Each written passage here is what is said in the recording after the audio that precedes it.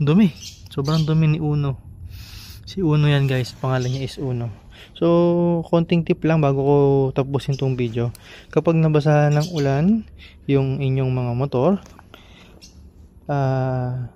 ang ulan kasi is meron siyang mga acid, no? Meron siyang acid, no? Kaya nga tinatawag na acid rain.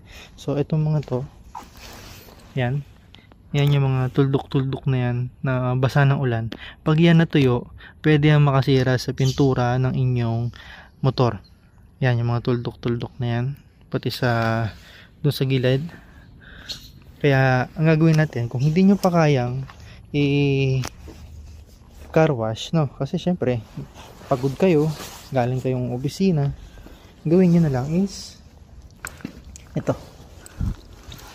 yan, tubigan nyo lang siya. Yan. Basahin nyo lang siya ng tubig. Yan. Basahin lang ng tubig para mawala yung acid rain. Ha?